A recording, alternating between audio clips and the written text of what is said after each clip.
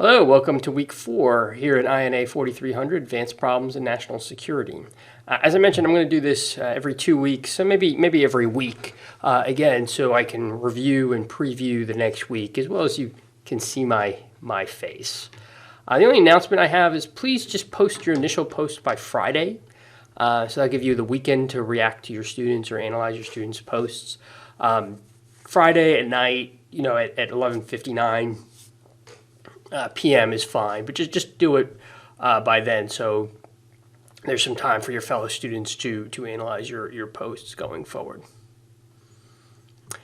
So again, last week we talked about the World Trade Center bombing and why it wasn't a big deal, and I mentioned this on some of the commentary. It just wasn't. A couple of reasons. One, it wasn't that big when you compare it to the 9/11 bombing 8 years later. 6 people died, and while that's tragic, certainly wasn't 3,000 people die.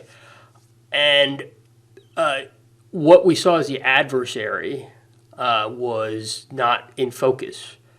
We didn't know what Al-Qaeda really was, much less it was a household name in 1993. And we knew that there were people who had fought in the Afghan war coming home. We knew there were some radicalized mosques even in the United States. But the 93 bombing looked like a Keystone Cops kind of bombing, and how we found out about it was because the guy wanted to get his deposit back from the Ryder truck that he used. So that's probably why it didn't rise to the attention of, say, 9/11. And then again, as I mentioned, we didn't have an adversary. There were no camps in Afghanistan at the time. So even if we wanted to strike back, we didn't know who we would strike back at. So, that's probably the biggest explanation it happened. And obviously the 9/11 attacks, because of their scale, forced the change in bureaucracy and the change in government and the responses that we're still doing to this day in response. And that brings us to 9/11 failures. And, we touched on it in the last few weeks. But when we talk about Homeland Security in your paper for this topic, the question is, does the post-9/11 apparatus that we've established, and that's everything from the Department of Homeland Security to transforming the FBI to drone strikes to CIA black sites at the time to Predator drones, all those apparatus that we've done in response, would that prevent a 9/11-like attack? And just think about that, going forward. So, the major 9/11 failures in my book was the inability for our government to coordinate the information that there were bad people in our country willing to do harm. And if you can do your paper on 9/11, I outlined it in one of those documentaries. There was information on 2 of the hijackers. Was collected by different parts of our government, NSA and CIA, but because of bureaucracy and lack of information technology, we couldn't share that with the people that could have stopped 9/11, whether it's the Immigration and Naturalization Service, it's now CBP, but at the time it was INS, who could revoke visas. That information was not shared to them. It wasn't shared with the field offices in San Diego and other places where the 9/11 hijackers were staying. It was not shared with the state and local police that could have done something about it. So that's where I say it was 9/11 failures. We had enough information in parts of our government, but because of classification and bureaucracy and lack of information technology, it wasn't shared with certain aspects of our government that could have actioned it. And in your paper, you can ask, have those issues been closed up now? Let me ask it again. Could someone smuggle in 20 people on visas, come to the United States, plan, operate, and conduct a 9/11-like attack? I lean towards the answer is no, but I'll let you decide on that. And then the paper. So the paper is kind of an amalgamation of everything we've learned so far.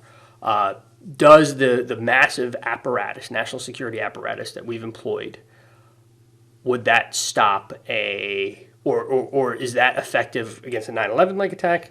And is that effective against the threats we face now? Those are the questions I want you to think about and explore in this paper. And I have if you want to focus on DHS, I have a really good article on The Atlantic, and I'll post it down here in the comment section that you can ask, and evaluate whether those initiatives, are they successful or not, that we've launched and have spent billions, hundreds of billions of dollars on. We'll talk about the effectiveness of DHS. FBI, that's one of the questions that came up. This is always an issue with the FBI. At the end of the day, the FBI is a law enforcement agency. They're there to gather information so U.S. attorneys throughout the country can make arrests. And we'll see that problem over and over again. I'll talk about it in a second. But at the end of the day, that's what they do. So, the FBI, you can talk about stopping terrorism, you can talk about stopping ransomware, stopping all these other threats.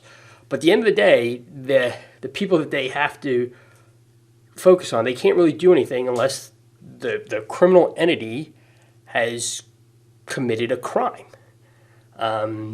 That's how our government works. That's how our Constitution works. You can't arrest people for saying all sorts of things on the internet, even though you think they're doing something that might incite maliciousness. So that's kind of the conundrum with the FBI. There have been efforts to make it more transformational, or to make it more predictive, to make it more of an intelligence apparatus, so you can actually interdict plots. But at the end of the day, one of those plots have to do something that's criminal, so you can arrest someone, and that's the conundrum that the FBI faces. And you could explore that issue in your paper. And then I ask again, could a 9/11 attack happen? As I just mentioned, I don't think so. And you can explore all those policies and all those innovations that have been instituted since 9/11 to prevent the mass 9/11 attack from happening. And I'll put another article down here in the YouTube comments that addresses that question. But then we also have to ask, and bring this up in your paper, maybe we do have a DHS and an NCTC and all these other apparatus to stop a 9/11 plot. But that's not really the plots that we face right now.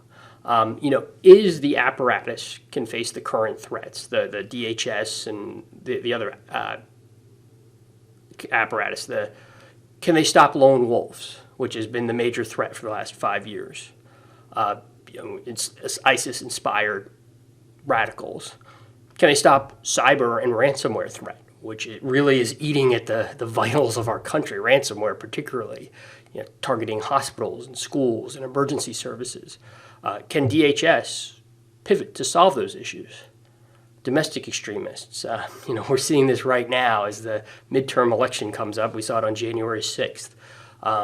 Is the post-9/11 apparatus good for solving that? Disaster recovery and border security. These are the major threats we're facing now. And